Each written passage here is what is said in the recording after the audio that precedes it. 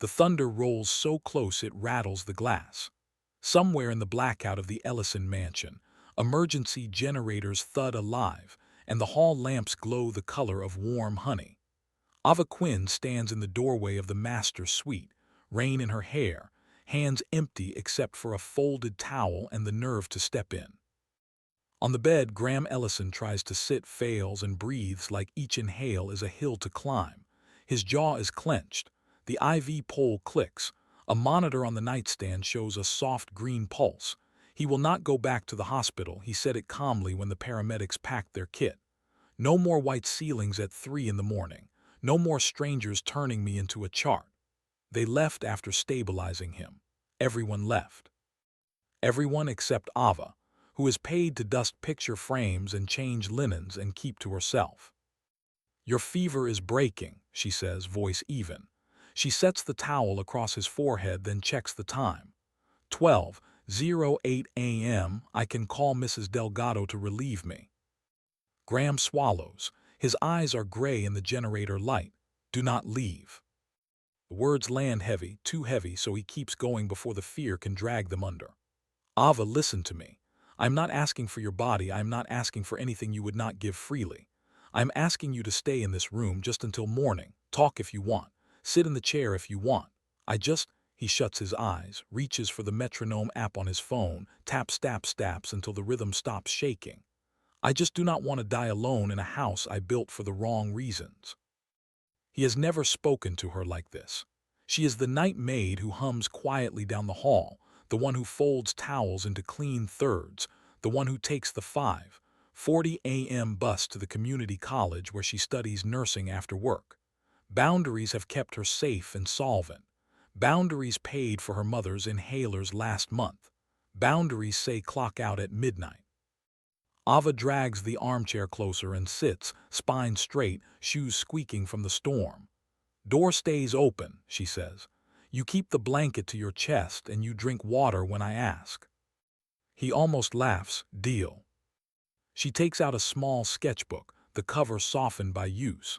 It steadies her hands to hold a pencil, to make lines that look like breath turned visible. Every hour we trade one true story, she says. That is the price of staying. He nods. She draws the side of his face, not to capture him, but to measure time without counting it. The house creaks. The storm quiets to steady rain that sounds like a crowd whispering prayers. At 1:00 a.m., she tells him about the night she watched an elderly man in the hospital stare at the ceiling from midnight until dawn, not because of pain, but because nobody had time to sit with him. I promised myself the next time I would be the person who stayed. At 2:00 a.m., he tells her about a navy coat his father wore every winter, and how the wool smelled like cedar and wind, and how he put it on the night he signed his first company papers because nobody was there to say, I am proud of you. Between stories, she swaps cool towels, counts respirations, coaches the metronome with her palm over his, the soft pad of skin on glass pulling his panic into a rhythm his body can follow. In through your nose, she says, and out slow. At 3:00 a.m., he whispers, you have never. He does not finish. She does not flinch. No, by choice. I am not a puzzle to solve. I am just careful. He nods. Good. At 4:07 a.m., he shivers and then settles. She pulls the blanket higher and writes in the margin of her sketch, we are making it through the night. If this story moves you, leave a like, subscribe to the channel, and tell us in the comments where you are watching from. Your support is what keeps this channel alive. Rain becomes a hush. The generator hum sounds like a ship at sea. Ava tips her head back against the chair and watches him breathe. Dawn is far, but the dark is softer now. In the quiet, he speaks without opening his eyes. Thank you for staying. Thank you for asking the right way, she says. And for the first time since the storm began, he sleeps like a man who believes the morning is coming. The lights return in a soft blink just before 5. The storm has rolled east, leaving the world washed and startled. Ava stands, stretches the stiffness out of her neck and steps to the window. The garden looks like someone ironed it flat with rain, every leaf heavy, every path dark and clean. Behind her, Graham wakes with a start, then remembers and his shoulders drop. "You made it," she says. "We made it," he corrects and reaches for the glass of water she already holds out. He drinks like he is relearning a simple mercy. His fever is down. The monitor shows a steadier green. She removes the cool towel, folds it square, and sets it with the others in a neat row, a line of small victories. The hallway starts to stir. The clink of a cart, the whisper of shoes, Mrs. Delgado's low voice organizing breakfast. Ava smooths the blanket and steps back, boundaries clicking into place. "I will clock out and send Rosa to help you dress," she says. "Will you come back tonight?" His voice is too quick and he catches himself. "Only if it is in your job description." "It is not." She slides the sketchbook into her tote. "But tending the night is in my life description. I have class at 9, shift at 3. I can check on you at midnight." He seems about to argue, then nods, almost grateful to be told what is reasonable. "Midnight, then."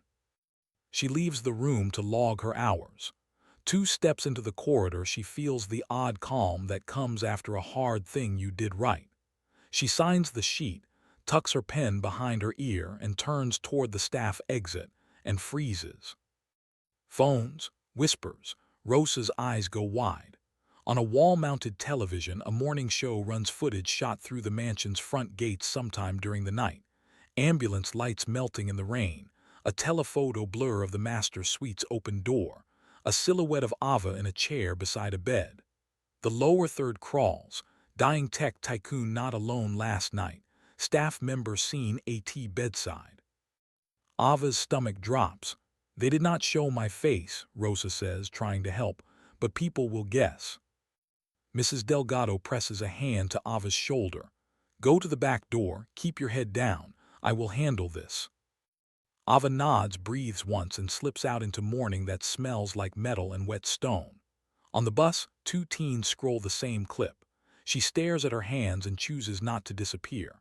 At the campus, she sits in the back row and takes notes while a professor explains the ethics of end-of-life care: presence, consent, autonomy. Words she already put into practice, alone in a storm. During break, her phone buzzes with an unknown number. She ignores it. It buzzes again. "Ms. Quinn," the voice is composed, female. "This is Miriam Cole, Mr. Ellison's attorney. He has a request." Ava's throat tightens. If it is a non-disclosure agreement, the answer is no. A small laugh, surprised. "It is not. He is asking you to be present when he addresses the press. To stand where you stood last night, door open, boundaries intact, so the story cannot be twisted." Ava stares at the whiteboard where autonomy is underlined twice. She has no need to be on television, no desire to be a story. But she can already feel the narrative tilting toward cruelty, toward the lazy story people tell about the powerful and the poor. "I will come," she says. "Not for him, for the truth." At noon, she walks back through the front gate. Cameras clatter. A reporter calls her sweetheart. She does not look up. In the foyer, Miriam meets her, tall, composed, a woman who learned long ago how to slice noise from fact. "Stand in the doorway," Miriam says softly. "Say nothing unless you want to." Graham arrives with Dr. Patel and a discreet wheelchair he hates but tolerates. He is shaved. He is dressed. He looks like a man who chose the morning. Flashbulbs burn. The room bristles. "My name is Graham Ellison," he begins, voice clear. "Some of you spent the night outside my home. You saw a woman sit with me while I did not sleep. Her name is Ava Quinn. She is my employee, yes. Last night she was also my lifeline. She did not share my bed. She shared the one thing nobody can buy: time." He pauses. The room quiets. "I asked her to stay because fear is loudest at night. She agreed with conditions that protected us both. If your story harms her, you are telling it wrong." A murmur, then questions like thrown pebbles. He takes a few, declines more, and wheels back as the security team parts the crowd. Ava steps out of the doorway. He looks up at her like the air just got clean. "Thank you. Your boundaries sounded good on television," she says, and almost smiles. He grimaces, playful. "I stole your lines." "Good, keep them." Back upstairs, he reaches for a small velvet pouch from the nightstand. I meant to give you this at dawn. Inside is a tiny brass key. My father's lockbox. I cannot open it alone. He looks almost embarrassed. Would you help me tonight? Midnight. She turns the key in her palm. It is warm. It is heavy with more than metal. Midnight, she says again. And for the second time in 24 hours, a hard thing starts to feel like a promise. Midnight arrives like it is keeping an appointment. The hall is quiet, the house breathing in long, even sounds. Ava enters with a thermos of peppermint tea and a steady mind. Graham sits at the desk by the window, the lockbox between them. The brass looks older than either of them, initials etched faintly in the lid. GE, a lineage collapsing into 2 letters. Ready, she asks. No, he says honestly, but do it anyway. She slides the key into the slot and turns. A clean click. Inside, a folded wool navy coat, well kept, a stack of letters banded with a leather string, a tiny cassette player with a fresh battery, a photograph of a younger Graham in a thrift store suit, a man trying on the outline of a life he has not filled yet. Ava lifts the coat with careful hands. It smells like cedar and winter. Put it on, she says, and he does, the fabric falling over his shoulders like a benediction. His eyes close, his breath evens. She unbinds the letters. The first is from his father, written in stout block letters the week Graham left for college. I do not know the world you are walking into. I only know the boy you were in mine. Wherever you go, bring people in from the cold. Ava reads aloud so the words can warm the room. They listen to one message on the cassette. His father's voice, grainy, telling a story about a night patrol on the Maine coast, and a stranger they walked until dawn because some nights do not end without company. When the tape clicks, neither speaks. The silence is full of something that is not empty. You asked me to stay last night, Ava says finally. You asked right. You also know the line between care and control is thin. He nods, I do. So I need to tell you something. She sets the letters down. The bursar emailed me today. A mysterious wellness grant covered my spring tuition. That grant did not exist last semester. She meets his eyes. Did you do that? He could lie, he does not. I read Mrs. Delgado's hardship report after the holidays. I made a call. I wanted to help without changing anything essential. It changed a lot, she says, voice steady but stung. It changed how I wonder if you see me as a person or a project. He flinches, I am sorry. Do not apologize, adjust. She packs the letters back into the box, closing the lid as if closing a wound. If you want real, let me choose where I stand. Where do you stand? He asks, smaller than he meant. By the door, she says, and then softens. But facing you. He nods, a man being taught how to be kept. He reaches for the metronome app, does not tap. I will make it right, he says. The next day, making it right proves complicated. By morning, the board has convened. Ethan Ellison, immaculate in a Navy suit he did not earn, pushes to calm markets by divesting the company's non-revenue clinics. In legal speak, it is prudent. In human speak, it is a theft. Graham, still weak, insists on attending by video. Ava, off shift, drops her books at the staff entrance and heads for the elevator. Miriam intercepts her. Do you want to walk into a room that turns people into assets?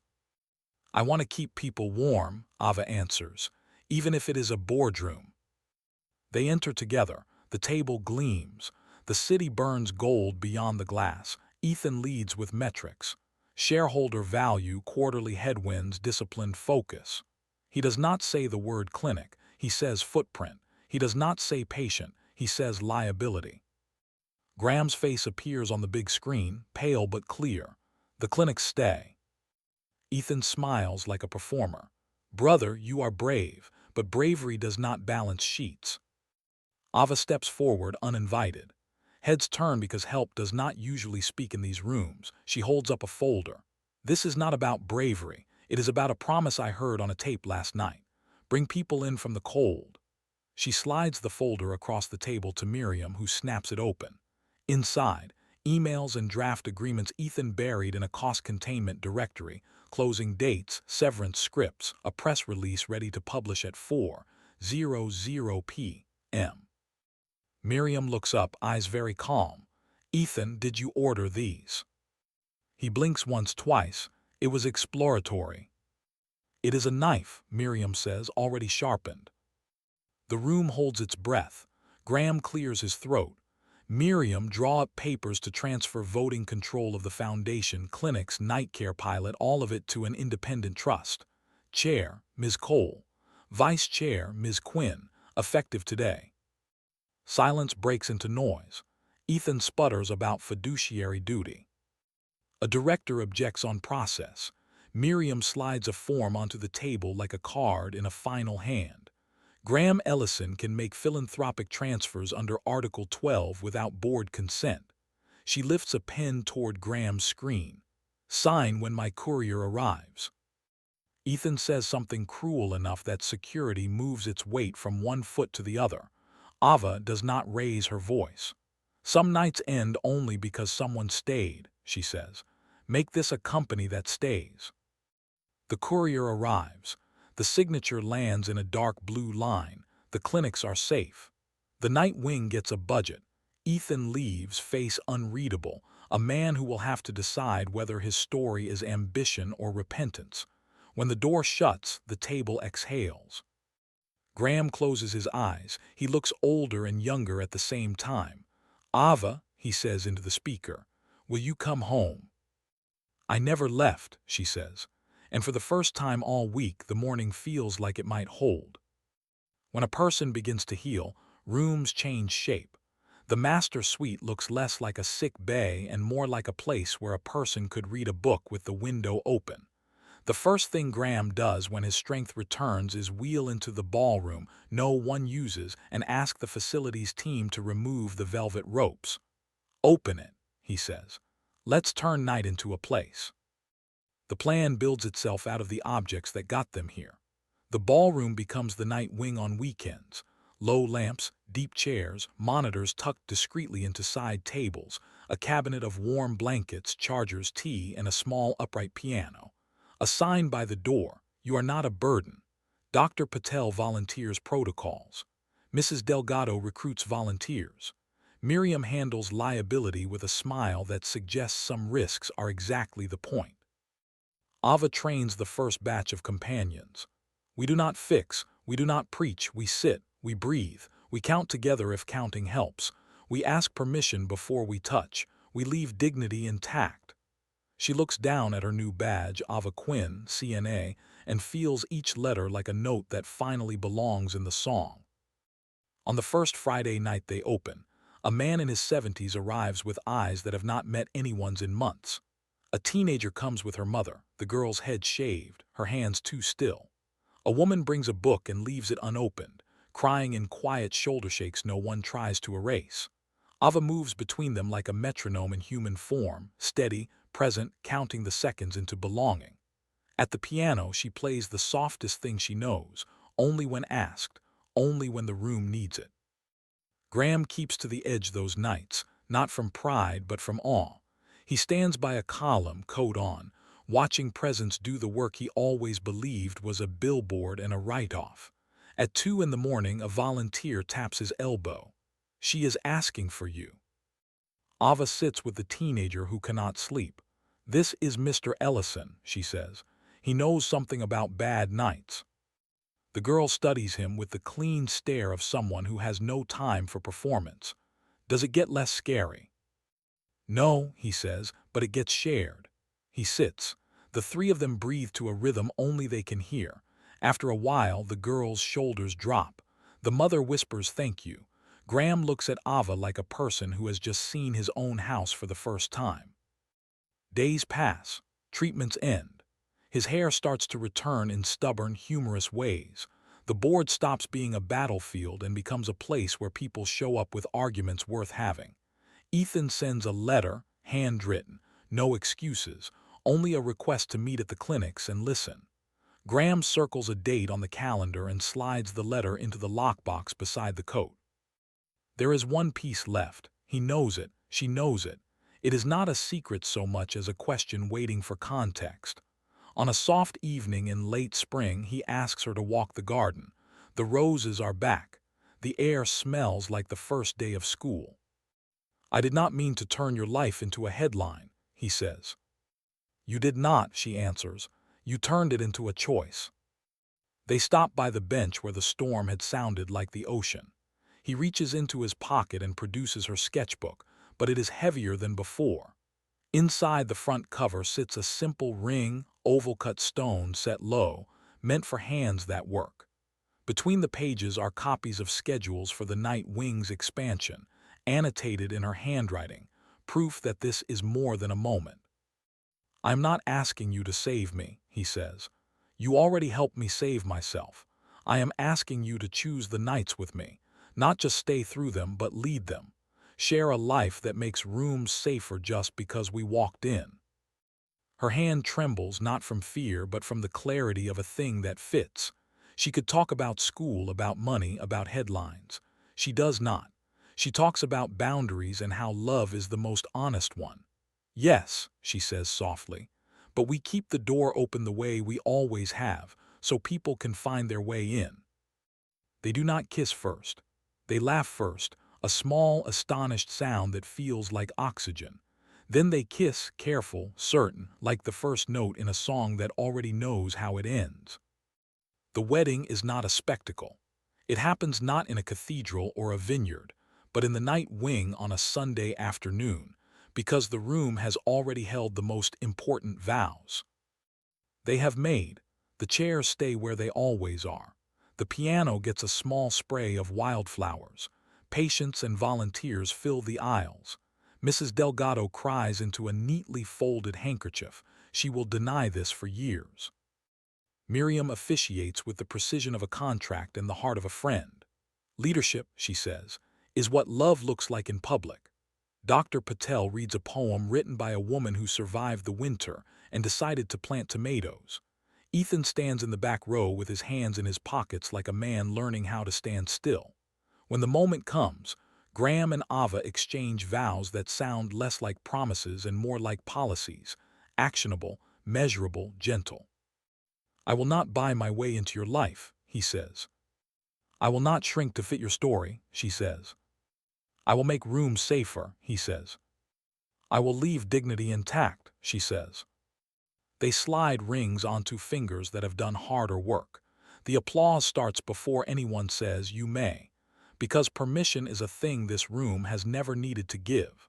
The kiss is brief, new, exactly enough. After, while candles are snuffed and plates cleared, Ava wanders into the hallway to breathe. The mansion is quiet in a way that comforts.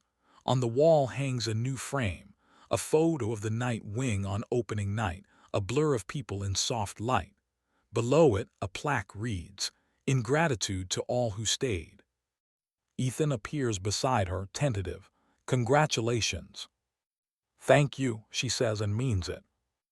"I am not here for absolution," he says, eyes on the photo. "That is a private job. I am here because I have been wrong about what a company is." He nods toward the Night Wing. "This is the first board decision I have seen that made a room feel warmer." She smiles small, "Then keep making those." He nods, and in his face she sees a boy who once wanted to be invited into something good. Maybe this is where that happens. Weeks become a map of things that matter. The Night Wing expands to 2 more sites. A small bus runs patients who cannot drive after midnight. The volunteers learn to recognize the quiet signs of panic across a room. Ava writes a thin handbook that feels more like a letter than a manual. The first page says, "You cannot fix the night. You can keep it company. That is not small. That is everything." One evening, Miriam finds them in the garden with clipboards, arguing about whether the piano should be retuned before the weekend. "Do you ever stop working?" she asks, dry. "We call this loving," Ava says. Miriam looks at them, at the coat, at the light still in the windows after 10, and smiles in a way that does not soften her edges so much as show where they bend. Good. Then love harder. The trust received an anonymous donation this morning. It doubles capacity. Graham turns to Ava, eyebrows up. She shakes her head. For once, not me. They walk the path until the sprinklers click on. He takes her hand through the mist like they are teenagers cutting across a field to catch the late bus. At the back steps, he stops. There is one thing I have not done. You have done several, she says. I have not taken you on a honeymoon. She laughs. We live at a hospital that learned to be beautiful at night. Then let us go where the night looks different, he says. Someplace dark enough to see the Milky Way. Someplace where silence is the loudest good thing. Desert, she says immediately, and he knows this is not a guess. It is a memory of a childhood road trip and a single night she never forgot because every star showed up. Desert it is, he says, and he makes the reservations like a man who finally understands that planning for joy is an executive function too. The desert is a long way from the city. They fly into Phoenix, drive north where the land rises into a place that looks like it was carved by time and left on purpose. The rental SUV smells like new plastic. The air smells like sage. They check into a modest lodge where the ceiling fan turns lazily and the clerk writes in a real book. Ava kicks off her sandals and stands on the porch steps, eyes becoming the color of the sky. That first night they carry a blanket out past the last cabin, across a dry wash to a flat of scrub with no lights anywhere. The sun drains away. Heat leaves the world in slow drafts. Then, all at once, stars, a lid taken off. They lie on their backs with the blanket bunched under their heads and say nothing. Silence does what it came to do. Breath evens. The body tells the mind it can be quiet now.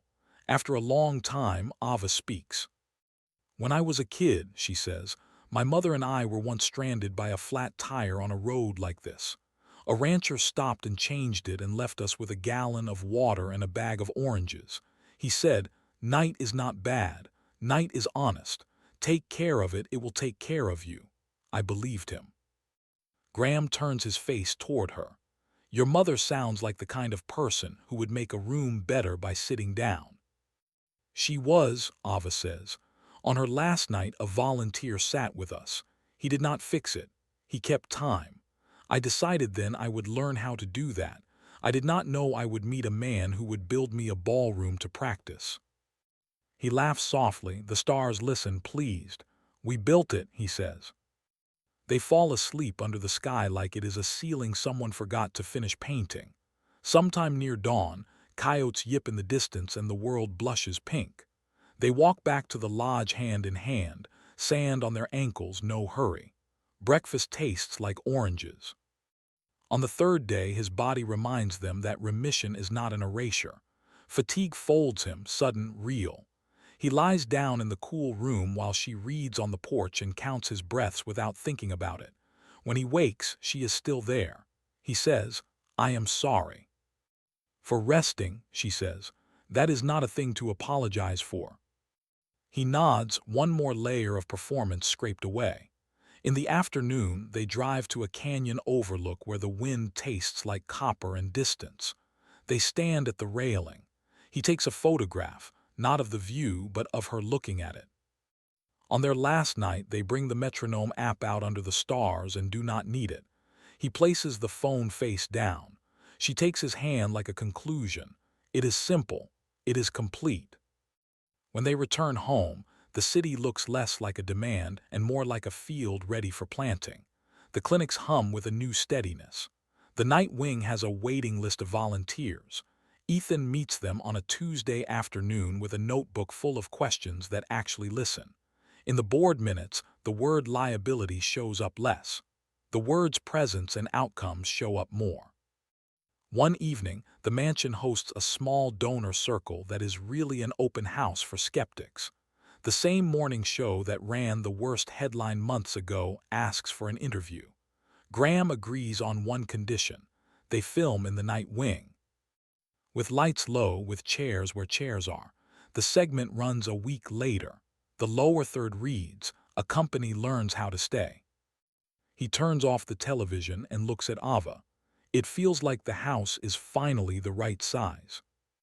She leans into his shoulder. That is because we stopped decorating with fear. They sit in the quiet, and for a small, honest moment, they do not plan anything. They let the night be exactly what it is, and it is good. The call comes on a Wednesday, an old patient from the pilot night wing, a man whose heart has decided it is tired again. He is alone, stubborn, proud. "I do not need a show," he says, embarrassed. "I just need not to die looking at a blank screen." "We will be there," Ava says, already grabbing the go bag. Graham insists on driving. The route is muscle memory now. Left at the diner, right at the mural, up the street with the white dog that sleeps by the fence.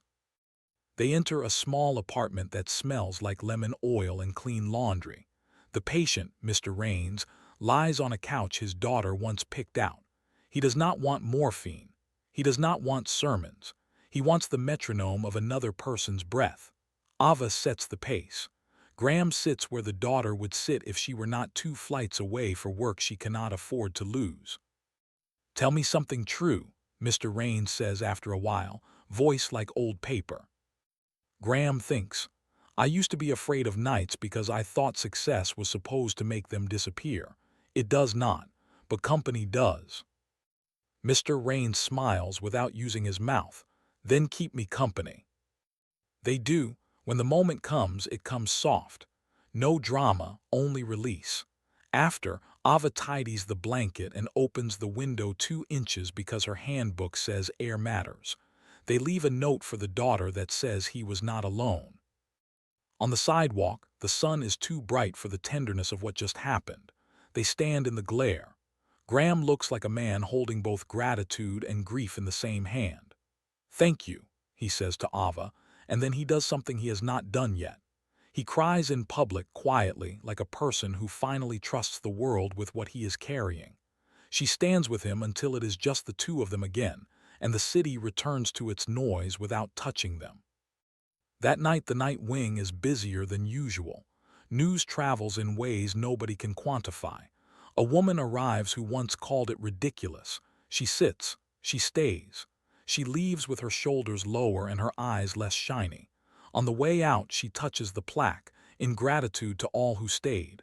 "Now I get it," she says to nobody and to everyone. In bed, lights out, door open to the hall like always, Ava turns to Graham. "We should write the next part of the handbook." "What is it?" Chapter 12, How to Stand in the Bright After the Soft. He nods. "I will draft from the board angle, you draft from the breath angle." They kiss good night, like the punctuation that promises another sentence. Autumn edges the trees with brass. The night wing hosts its first conference for hospitals that want to copy the model. Volunteers make coffee. Nurses compare protocols. A social worker from Montana cries in the hallway after the opening panel and says, "We have been waiting for someone to say we are allowed to do this." In the keynote, Miriam tells a room of executives what they did not expect to hear. "Our risk fell when our presence rose." Dr. Patel shows data that looks like mercy converted to numbers. Lower readmissions, fewer emergency sedations, higher family satisfaction. "The soft things are not soft," she says. "They are structural." Ava speaks last. She keeps it simple. "We learned to count breaths in the dark. We learned that asking 'how can I stay' changes a night. If you want to start, do not ask for budget first. Ask for a chair." After the applause, Graham pulls her aside. "I have something for you."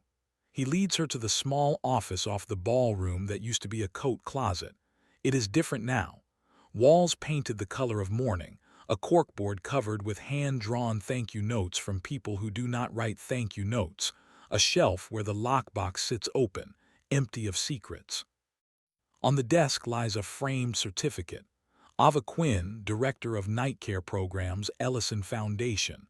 Beneath it, her acceptance letter from the RN program she thought she could not afford. "Full scholarship," he says, "from a fund I do not control alone." She looks at him with the kind of pride people mislabel as love when really it is respect braided into intimacy. "You are learning to let the house be held by many hands," she says. "Teach me more," he says and means it. That evening, the night wing fills with first-time guests who came because of the conference, and with regulars who came because nights are long. The piano carries a tune that is no one's favorite and everyone's friend. Ava sits with a woman whose husband stopped speaking after radiation and waits until his eyes say what his mouth cannot. Graham helps a boy plug in his video game, so the machine will beep in a way that sounds like not being alone.